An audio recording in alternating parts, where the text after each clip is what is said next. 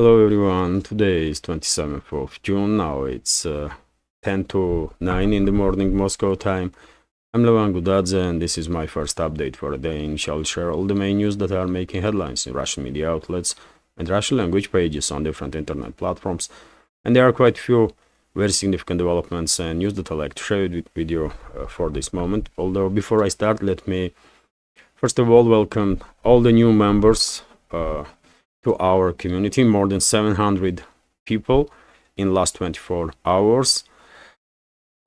You are welcome in our tiny but very friendly community. And also let me once again thank Alex Christoforou for time and attention. Interview with him was of course a great opportunity for the channel.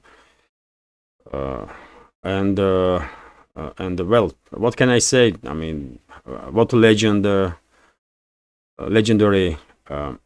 person Alex really is. I mean, Alex and Alexander both. Duran is extremely, helpful to community. They support small creators. Many veterans of our community know perfectly well that I was invited on Duran when our community was just about 10,000 members, and of course appearance on Duran boosted this project significantly, and they were very kind to appear on my channel later on when I invited them. So extremely supportive of the community in this segment. And truly legendary people, by the way. I met Alex in person, and I mean, he is, as you see, by the way, genuine, real, very nice person, legend. I mean, what can I say, man? Really, really legendary person. So, thank you very much. If you are watching this video, Alex, thank you very much for your attention and support once again.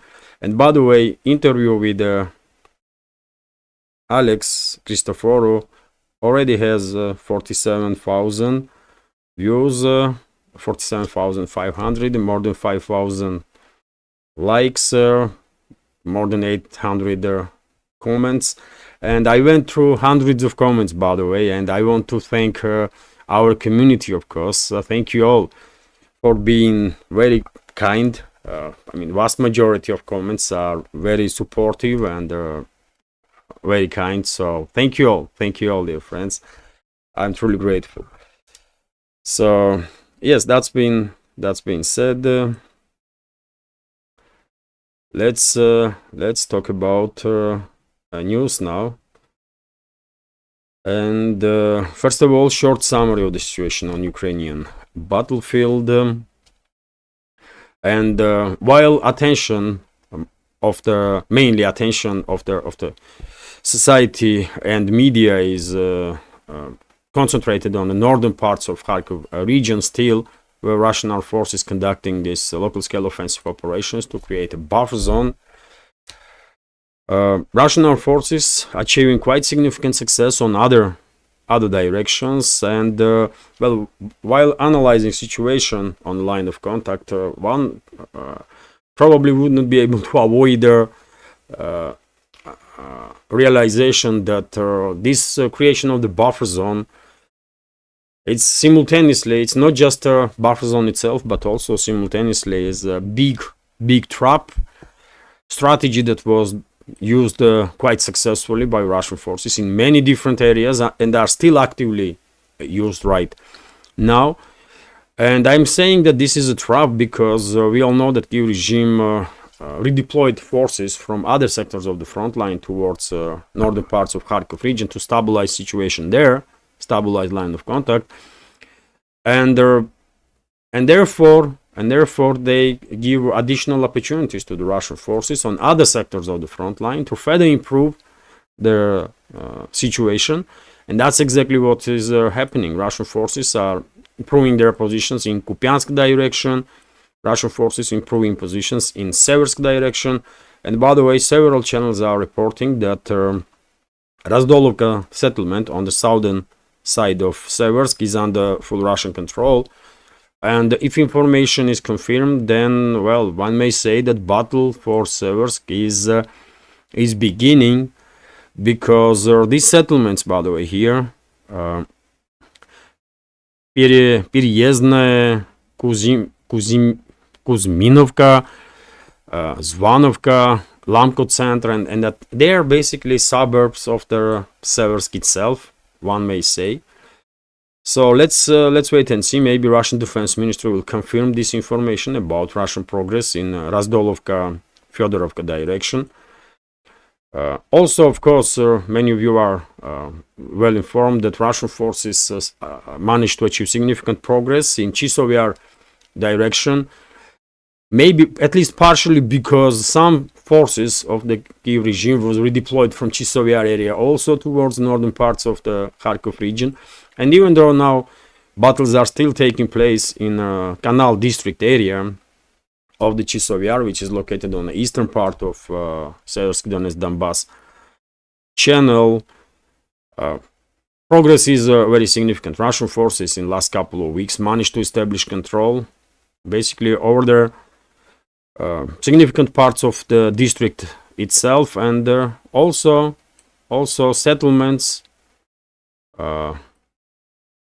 like Kalinina, and they reach Seversk-Donetsk-Donbass channel on the from the northern side of Chisovyar, and Russian forces also establish control over this forestry on the southern side of Chisovyar and reach channel. And once Canal district is under Russian control, maybe we will see a pincer operation from the Russian forces towards the main part of the Chisovyar, which is located on the western part of this channel. In any case, progress of Russian forces in Chisovyar is quite significant. And once again, Chisovyar is another trap, isn't it? Many members of our community probably already thought about that. That Chisovyar is another trap, and Russian forces will use in full extent this opportunity to create this magnet for Kiev regime forces in Chisovyar area, and then neutralize these Kiev regime forces unit after unit after unit with the long-range strikes, artillery strikes, air strikes, and so on.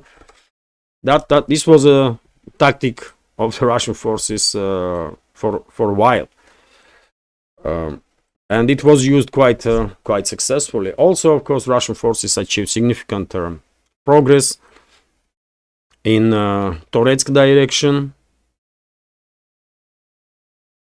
and reports are coming in that Kiev regime is conducting now evacuation of the people, mandatory evacuation from the Toretsk itself, which clearly indicates that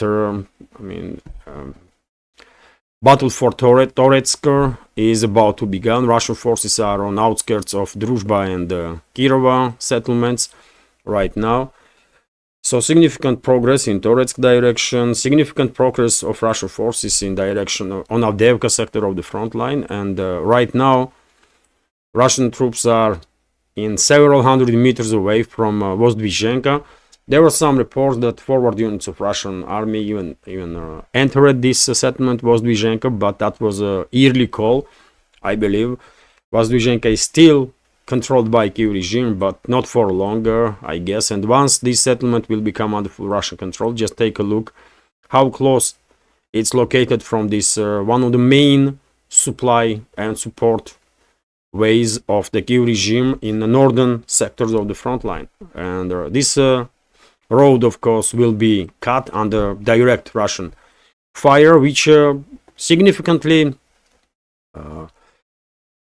will influence significantly supply and support of the northern in the northern sectors of the front line to the Kiev regime forces. And of course, significance of Pokrovsk as a main logistical hub will be downgraded also if this road is cut. And when it comes to Pokrovsk, which is our main logistical hub in this area, Zelensky was in Pokrovsk yesterday. I believe there were some videos were circulating on internet, and we all know if Zelensky arrived somewhere, most likely that settlement is going to become under full Russian control in relatively short time. That was the case in Bakhmut. That was the case in Avdiivka, in many other areas. So I guess before end of this summer, Pokrovsk also will be under a full Russian control. So significant progress of Russian forces in Avdiivka direction also, of course. When it comes to southern, also by the way, southern flank of Donetsk sector, Krasnogorovka, main hotspot here. And on daily basis, we are receiving information that Russian troops are beginning now to establish control step by step in this private housing area on the northern side of Krasnogorovka. And I guess it's a matter of maybe a week or two, and the entire settlement will become under full Russian control. And I remind you that Krasnogorovka was one of the main strongholds of the Kiev regime in South Donetsk, on southern flank of Donetsk sector. And when it comes to southern Donetsk sector, well, Russian forces are active in this area also and closing into Ugledar from Novomikhalovka, Konstantinovka area. That's eastern flank, eastern side, and from Bremovsky salient area. And also, by the way, Russian forces on regular basis conducting reckoning force operations in direction of Ugledar itself, which is under constant Russian artillery and airstrikes. Points of concentration of the Kiev regime forces in Ugledar. In last several days, there was no significant updates in about Zaporozhye sector of the front line, with the exception that Kiev regime once again is escalating towards Energodar and Zaporozhye nuclear power plant on banks of Kakhovka water reservoir. As you can see, dear friends, this is Zaporozhye nuclear power plant, and this is Energodar city. I mean, they are literally next to each other. And yesterday, and I have news about it in today's update, yesterday Kiev regime forces targeted a station of radiation control. And if you take in account that in last several weeks Kiev regime once again escalating towards Energodar and Zaporozhye nuclear power plant, constant shelling, constant drone strikes, and so on. And also yesterday's information, it was yesterday or day before, about destruction of this station. That is not a military facility, it's just a station to monitor levels of radiation in the vicinity of the nuclear power station. That definitely can be indicator that Kiev regime and their Western masters are up to something very bad. Maybe they are planning some nuclear provocation in this area. It's a possibility for sure. And when it comes to Kherson direction, also no crucial changes. It's a daily routine, constant fight between the sides for control over the islands on the Dnieper River, and Russian armed forces on regular basis destroying points of concentration of Kiev regime forces, manpower and military equipment on the right bank of the Dnieper River. On my channel, by the way, you can see just this morning I published video about destruction of the local base of drone operators of the Kiev regime with the ODAB 1500. I mean, you can see on the video just massive explosion. And so yes, this is it when it comes to situation on the line of contact. Initiative is in Russian hands all along the front line. Some may argue that in northern parts of the Kharkov region, Kiev regime managed to stabilize situation and maybe regain initiative, which is yes, situation was stabilized. I will agree with that, but initiative is still in Russian hands. Russia has full control over the situation. And I know there are expectations that Kiev regime will, in upcoming days or maybe weeks, will try to conduct some sectoral scale counteroffensive to regain control over the southern areas that they lost control of during this Russian offensive, to create a buffer zone. Theoretically, that's possible. Theoretically, but that's definitely a possibility. But especially in next few days to a few weeks before NATO summit will take place in US. But we already see quite a number of assaults from Kiev regime forces on Glubokaya settlement on the northern side of Liptsi. And did they manage to achieve anything? No. They just sacrifice their manpower time after time after time. So I don't think Kiev regime forces will be able to regain initiative or to achieve any success or anywhere on the line of contact. It's just not happening, by the way. Okay, that's been said. I remind you, dear friends, that if you are interested in more detailed information on developments on the line of contact in the zone of special military operations, military channels are providing great volume of information on that. Under this video, in the description box, I have a recommendation list of the channels that I follow, and there you may find of course several military channels, also links to those channels. And of course, on daily basis, Alexander Merkuris is host of Duran Show, is sharing on his own personal channel detailed analysis of the developments on the zone in the zone of special military operation. Not just about that, but there are great volume of information on special military operation in his updates also, of course.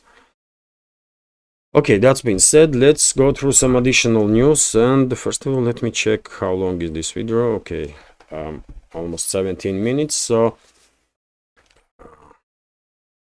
I will start with this report from RT, and I guess worldwide media is reporting about failed coup d'etat attempt in Bolivia. So heavily armed soldiers on the armored personnel carriers have pulled out from the central plaza Murillo Square in Bolivia's capital La Paz after President Luis Arce denounced what he said was a coup attempt against his government. A group of soldiers led by the commander of their armed forces, General Juan Jose Zuniga, occupied the square on the Wednesday and entered the presidential palace. Arce condemned their irregular mobilization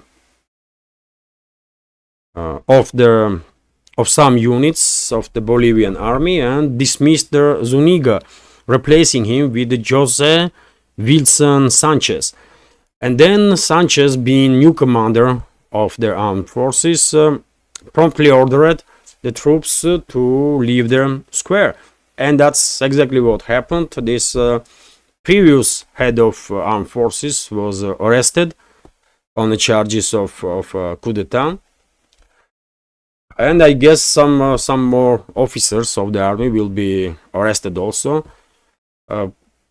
Well, quite strange story, People went out, by the way, straight away. So, and I saw videos with angry people that were openly targeting this, expressing their anger towards those militaries that gather right next to presidential palace. And well, this coup d'etat failed in just about hours time.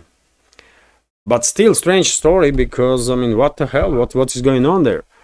And is it possible that some general tried to conduct coup d'etat without involvement of CIA in Latin America, where CIA has long story of conducting coup d'etats and overthrowing democratically elected governments? I don't know. I would not be surprised at all if this was a poorly prepared operation from the CIA. I would not be surprised at all if that's exactly the case. Anyways, let's continue. RIA Novosti's report that during the nighttime, Russian air defense systems neutralized 7 Ukrainian drones over the Russian territories. And to be more precise, over the Moscow region, 2 Ukrainian drones were intercepted. Also, 4 drones were intercepted over the Tver region, and 1 drone was intercepted over the Belgorod region. One may say that well, for air defense, night was relatively calm, because there are days or nights when Kiev regime is launching more than 100 drones to strike deep inside the Russian territory. Formally, Kiev regime, in reality, we all know that these long-range strikes are orchestrated by NATO. TASS news agencies report that yes, and Ukraine will begin today. Will sign today agreement about security guarantees. I wonder what security guarantees Kiev regime can provide for EU, but well, EU, by signing up for some additional guarantees for Kiev regime, will of course obligate itself, EU bureaucracy will obligate EU member states to allocate additional billions and billions of European taxpayers' money, formally to Kiev regime, in reality for their own pockets. Directly or indirectly. Because I'm quite sure once these bureaucrats will leave office, they will get very nice high-paid jobs in some companies in military industrial complex, or maybe they are crazy enough to directly take some money that they're formally allocating for the Kiev regime. I mean, totally corrupt system, by the way. Totally corrupt system of the EU, of the US, and Ukraine itself become world's biggest money laundering scheme, isn't it? RIA Novosti's report that Russian air defense systems destroyed their 3 HIMARS MLRS launchers, which is a big deal. Because it's HIMARS MLRS systems that are used to conduct these long-range strikes deep inside Russian territory. It was a HIMARS launcher that was used to conduct recent terrorist attack on Crimea, on Sevastopol, where more than 150 people were wounded on the coastline, on the beach, as a result of explosion of a cluster warhead of the ATACMS missile. And unfortunately, 4 people were killed, including children. Another horrible war crime that was committed by Pentagon and the Kiev regime, because of course ATACMS missiles are operated by US military personnel. Kommersant newspaper is reporting exactly about news that I said in the beginning, that one of the posts of the control of the radioactivity in Zaporozhye nuclear power station was destroyed in the vicinity, not far away from power station itself. Kiev regime opened artillery fire towards that station. And as I said, if we take in account this incident, this attack on that station, and also increase in activity towards Energodar and the Zaporozhye nuclear power plant from the Kiev regime, and also this information, by the way, from Russia's defense ministry, and I translated this news because it's extremely important.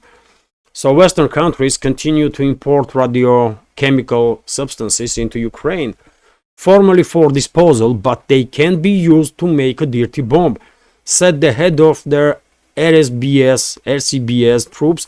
This is the troops of radioactive and chemical and biological defense troops. Lieutenant General Igor Kirillov, at the briefing of the military biological activities on the topic of military biological activity of the United States and Ukraine.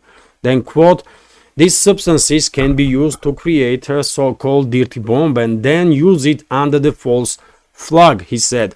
The general explained that according to operational information, excuse me, the main routes for the supply of radiochemical substances go through Poland and Romania, while organizational, logistics, and financial issues are personally supervised by the head of the office of the President of Ukraine, Andrei Yermak. So now we have this information also. So it's not just that Kyiv regime is increasing strikes towards Energodar and Zaporozhye nuclear power plant. They are not just destroying these posts of the control of radiation in their area, but we have this statement from Russian Defense Ministry that some radiobiological substances, radioactive substances, was transferred to Kyiv regime formally to be how he said, to be for disposal. But in reality, according to Russian militaries, these radiochemical substances can be used to create a dirty bomb, and maybe that's exactly what is happening. Maybe I cannot know for sure, obviously, but there is too many indicators that are telling us that something is in work in among Kyiv regime and their Western masters towards Zaporozhye nuclear power plant direction. So there may be some nuclear provocation for sure, which is once again highlights what kind of individuals those so-called Western ruling class are and their puppets in the Kyiv regime. They're mass murderers, by the way, evil people. That's it. RIA Novosti's report about POW exchange that took place day before yesterday, I believe. 90 Russian prisoners of the war were released from Kyiv regime's captivity, and Russia released 90 Ukrainian prisoners of the war. At least some good news that there was an exchange of POWs. RIA Novosti is also reporting that, Kyiv regime imposed a mandatory evacuation from Toretsk in Donbass. I already mentioned this. Also, by the way, of course, important topic that new Russian Defense Minister Andrei Belousov had a phone call day before yesterday, that was with Lloyd Austin, head of Pentagon. This conversation took place, this initiative was coming from Pentagon, from US side.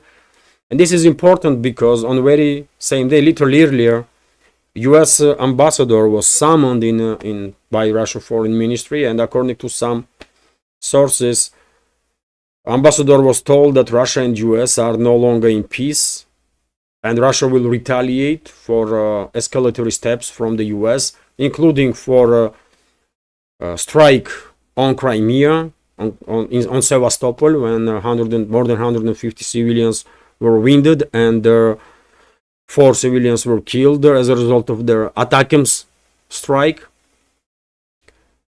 And after that, this phone call from Pentagon and conversation between Lloyd Austin and Belousov, although simultaneously, by the way, rumors were circulating little earlier on internet that Russian Air Force shut down US drone over the Black Sea. Russian big Telegram channel, Fighter Bomber, was initial source of this information that eventually went like wildfire on internet. Although there was no factual evidences were provided about destruction of or interception of the US drone. Russian Defense Ministry did not say nothing about any on this topic. Pentagon did not say nothing, so hard to know. Did Russian fighter jet shut down US drone or not? But it is interesting that exactly in this period, Lloyd Austin is calling his Russian colleague Belousov, and by the way, yesterday also rumors start circulating that Russian governmental plane take off towards New York. So maybe it's just a delegation in UN. Maybe it's Russian diplomats that heading for UN, because UN's headquarters is in New York, of course. Maybe it's that, or maybe something else is going on behind the scenes. And New York was chosen because exactly because there is a UN headquarters there. And who knows, maybe some negotiations are taking place to de-escalate between Russia and US, because if Russian foreign ministry really said to US ambassador that we are no longer in peace, that means we are at war. And that's extremely dangerous, obviously. Extremely dangerous. And well, if some steps are made from sides to de-escalate and make sure that there will be no direct conflict between Russian and US troops, if US will stop targeting, striking deep inside Russian territory with its long-range weapon systems, then I mean, any level of de-escalation will be step forward. That's what I want to say. But something is definitely happening behind the scenes that we don't know yet. And when it comes to defense ministry, former Russian defense minister Shoigu and current head of Russian General Staff Gerasimov, well, they were in the headlines day before yesterday, because ICC, this pocket tool of the Western ruling class, issued arrest warrant for both of these individuals. Once again, ICC has demonstrated how despicable, inadequate that institution really is. I mean, hardly anyone respects ICC at this time, by the way. How you can? They are blaming Shoigu and Gerasimov for some war crimes, while it is so clear that Russia is doing its best to minimize casualties on the line of contact. And after all, it's a high-intensity conflict that is going on for more than 2.5 years.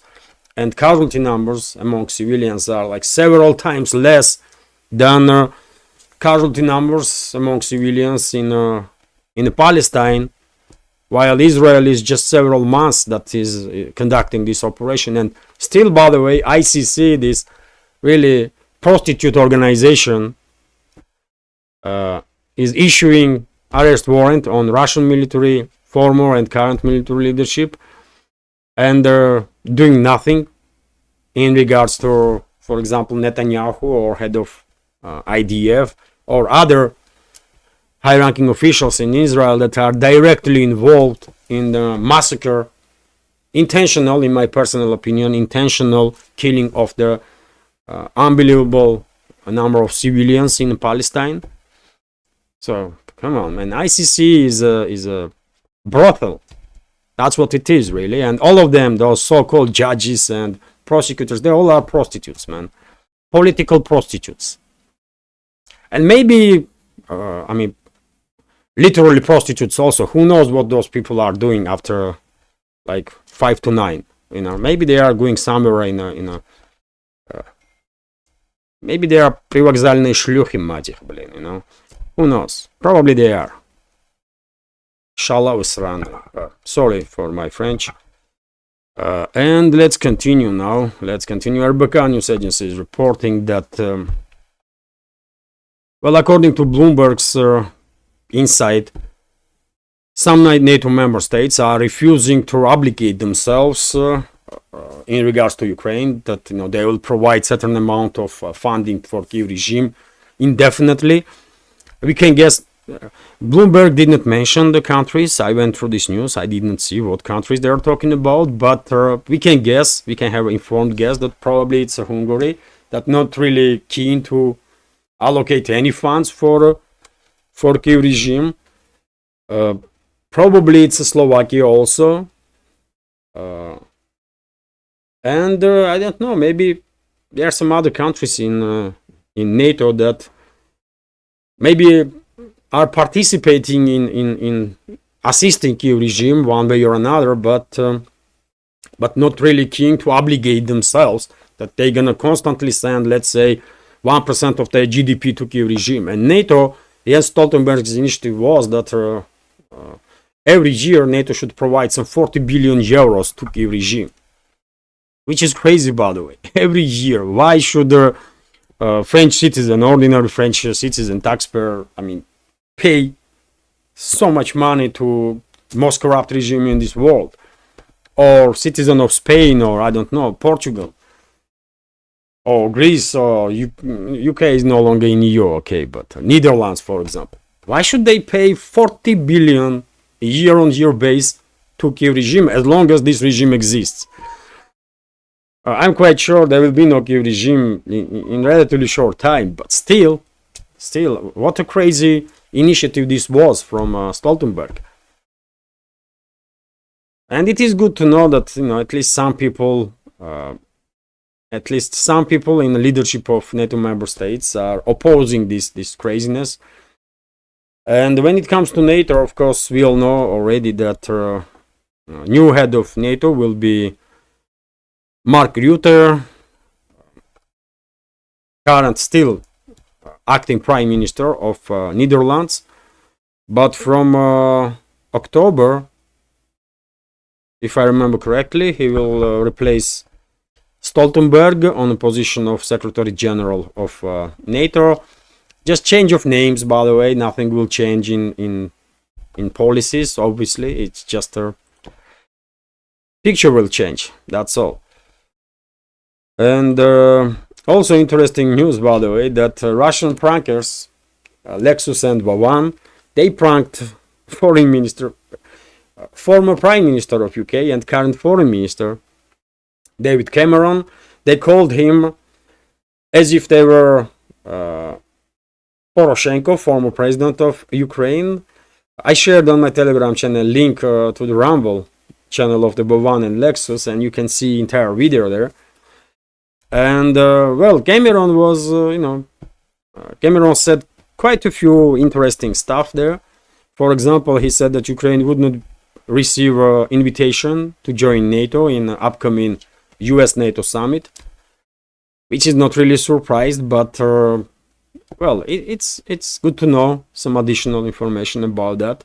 Also, he spoke about possible deployment of NATO troops into Ukraine, and he said that, I mean, as far as I understand, at least he or London not yet that keen to escalate with Moscow this way, because there is concern that if these troops are targeted, then what they gonna do about it?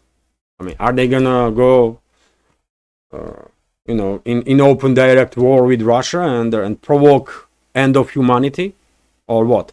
So seems like there are some groups in the West that not that keen or on open deployment of their NATO troops. Otherwise, of course, British troops are already in Ukraine and operating, for example, with Storm Shadow missiles. There was reports, by the way, that UK's SAS Special Forces soldiers, number of them, I mean, were killed and their bodies was given back to Kiev regime, so that, so yes, there are British forces in Ukraine. They had significant casualties already, but it's not official at this point. So London has plausible deniability on its hands. Same goes for France and US. And they don't want, at least for now, they don't want to deploy openly their troops, because if they are killed, then of course they will find themselves in a situation when they have to react one way or another. And I don't think they really want a full-scale nuclear war with Russia. I mean, I don't think they are that crazy. So that's also interesting revelation from that prank from Baban and Lexus. And David Cameron also set up Foreign Minister of Kazakhstan, by the way, by saying that in personal conversation, Kazakhstani Foreign Minister told him that well, Ukraine is fighting for Kazakhstan. Ukrainians are fighting for Kazakhstan because allegedly, according to Macron, sorry, according to this guy, Cameron, Russia has some ideas about northern part of Kazakhstan. I mean, that was a narrative there. And Kazakhstani foreign minister reacted on this, by the way. Kazakhstani foreign minister reacted on it and said that this is all false. This is all false information. David Cameron is lying, basically, and misinforming public. There was no such a conversation between Kazakhstani foreign minister and David Cameron. So, I mean, who should we believe? I don't know. We cannot believe David Cameron for sure, by the way. This liar, man, cannot be trusted ever, obviously. But if you ask me, I will not believe Kazakhstani foreign minister also. You know my take on current Kazakhstan leadership. Russian president and Russian government always highlighting that Tokayev is a friend of ours, and his government, they are a friend of ours, and they are conducting these friendly policies towards Russia and that kind of stuff. Russia is always, Russian leadership is always very diplomatic when it comes to Kazakhstan leadership, but I'm not a diplomat. I'm not an official. I don't give a damn about that stuff. And I don't give a damn about political correctness, let me say. And therefore, I will say that I don't think Kazakhstan leadership is a friend of Russia. Absolutely not. In my personal opinion. And which is unfortunate, which is really unfortunate. But I see them as assets of the West in the Central Asia. And I see it as a risk, by the way. This is a big risk for not just Kazakhstan, but also entire region. Also for Russia and for China. That's how I see it. I don't think Tokayev is a friend of Russia. Or friend of Kazakhstan, for that matter. No, he is asset of the West, collective West, in my personal opinion. And I don't give a damn if anybody here in Russia or in Kazakhstan or in United Kingdom don't likes my take on this situation. So I wouldn't trust none of them. Not Cameron, not Kazakhstani foreign minister, whoever that guy is.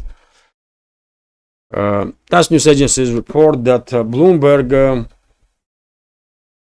according to Bloomberg's inside, the closest allies of the Macron are distancing themselves from him because he's become too toxic.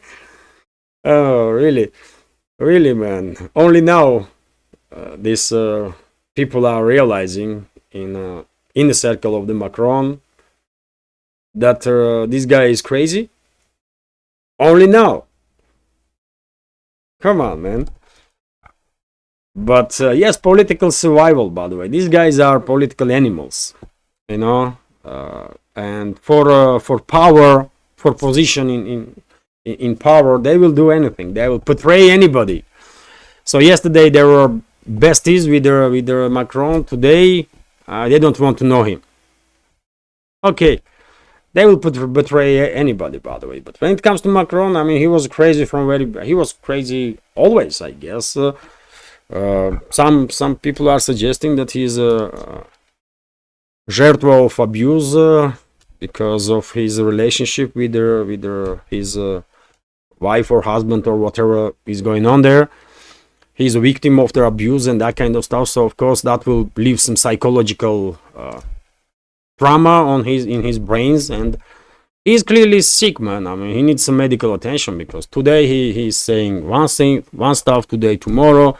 Next day something else, and after a week he may do exactly the opposite. I mean, some mentally unstable person that and it is strange that his inner circle only now realizing that this guy is crazy and extremely toxic.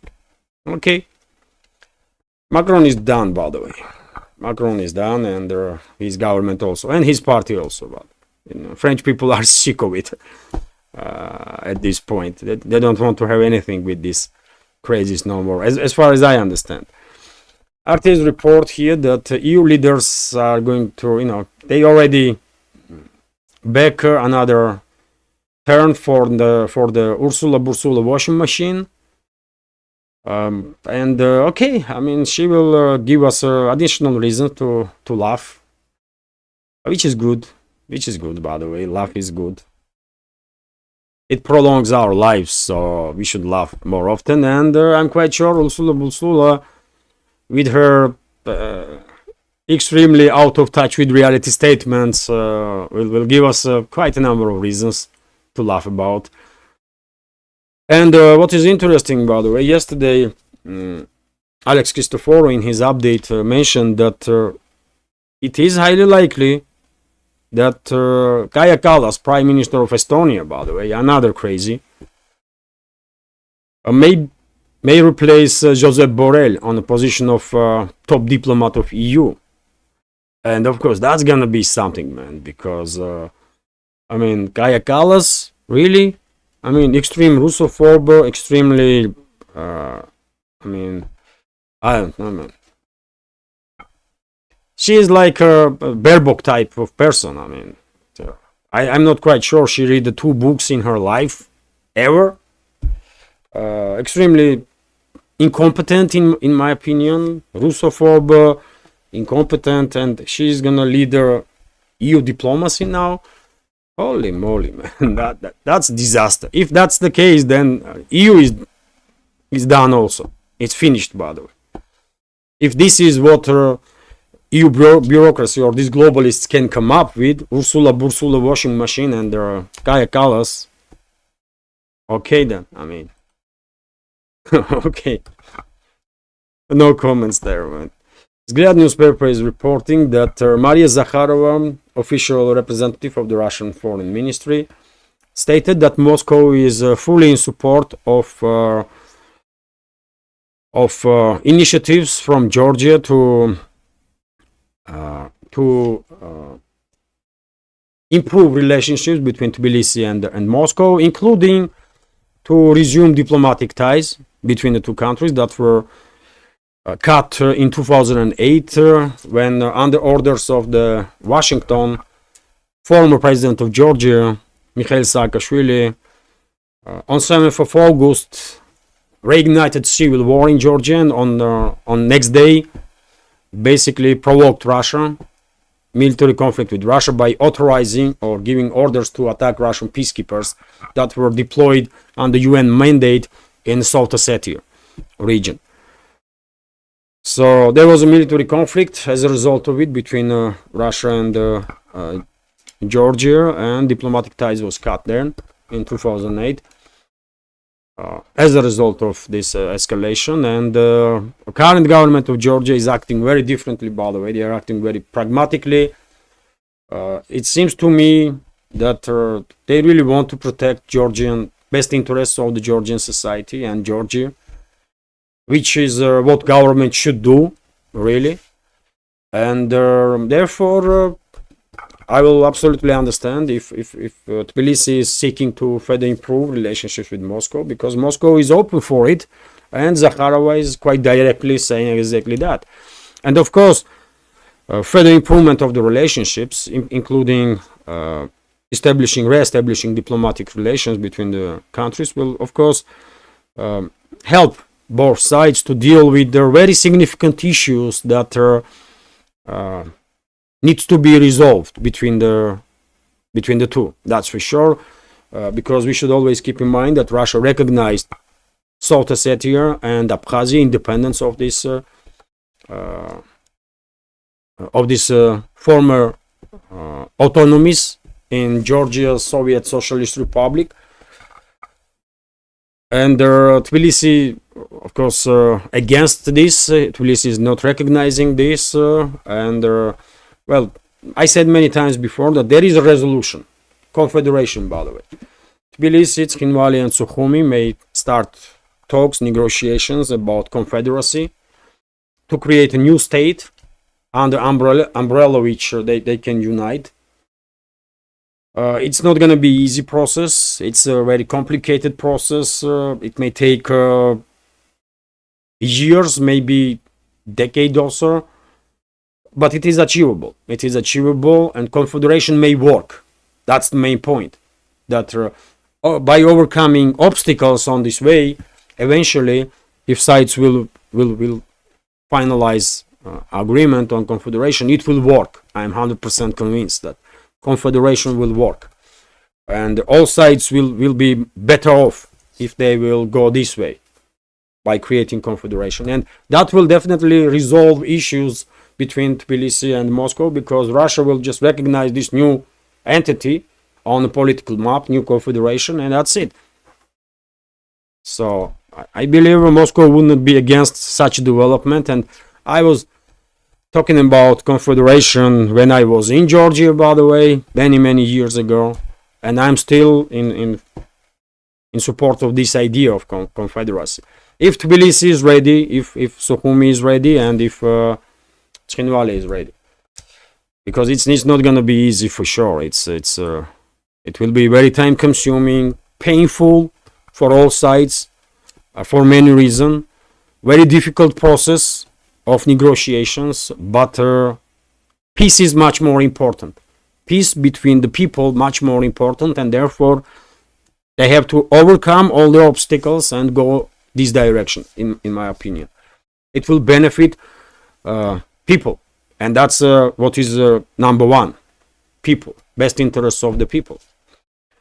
RIA Novosti is reporting, and this news is about Georgia also, by the way, that yesterday, surprisingly, I was having live stream. I was on live yesterday when members of our community start commenting on the football between Georgia and Portugal, and when members of our community write a comment that Georgia was leading 1-0, I was like, really?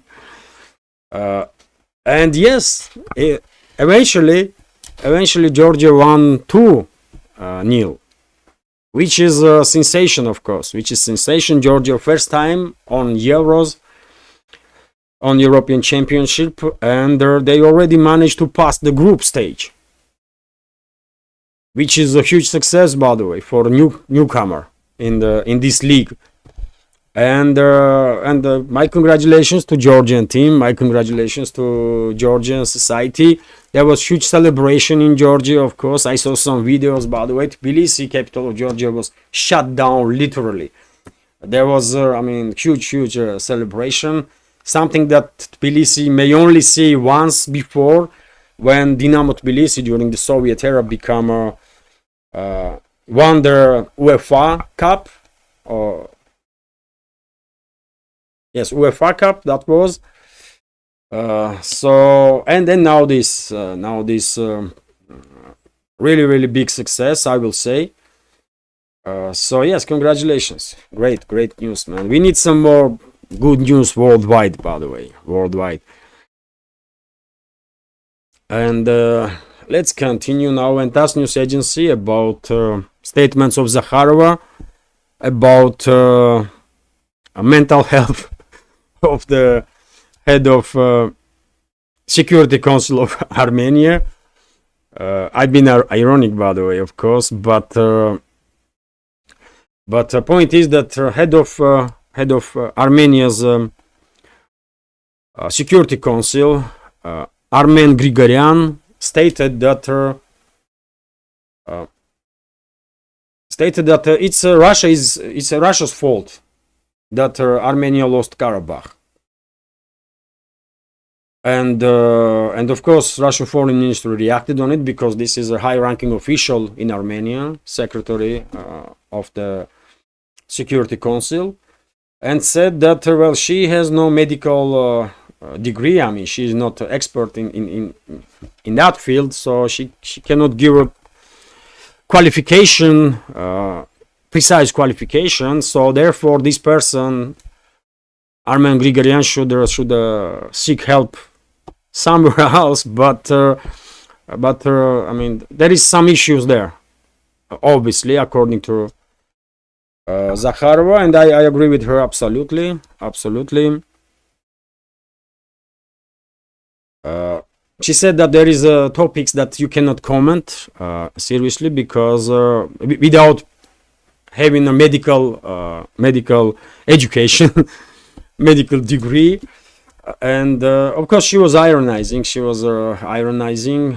Because Moscow is getting really sick and tired of the Pashinyan's government, these assets of the CIA in charge of Armenia, formally in charge of Armenia. Otherwise, in reality, of course, Washington is run things there.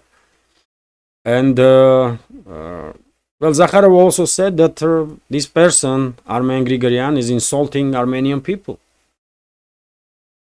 He's insulting Armenian people by saying that it's somehow Russia's fault that they lose Karabakh, while Pashinyan's government did nothing, literally nothing, to protect Nagorno-Karabakh.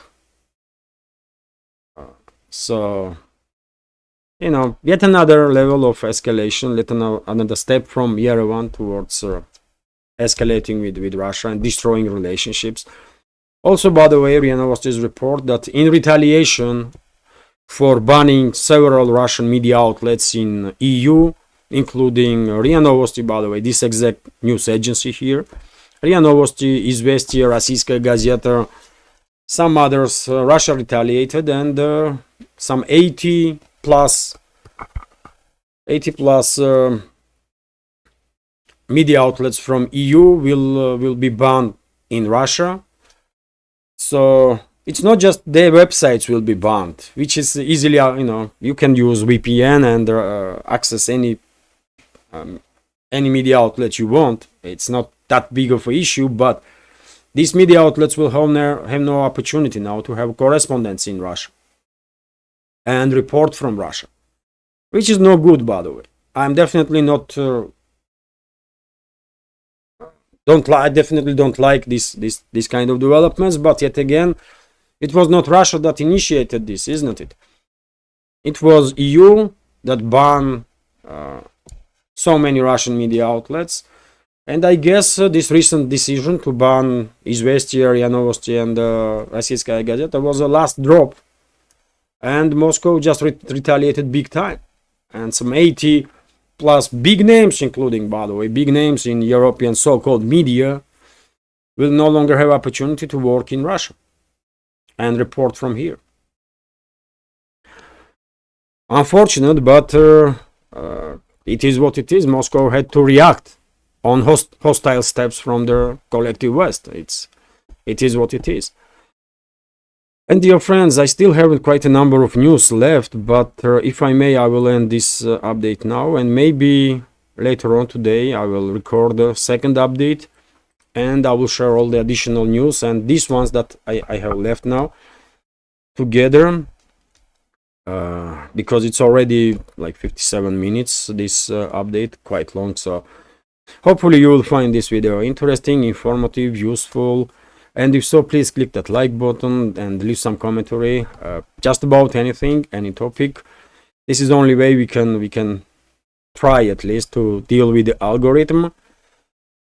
And for very same reason, if you can please share information about my channel with your friends in real life and on the platforms that you are actively using in internet. And finally, if you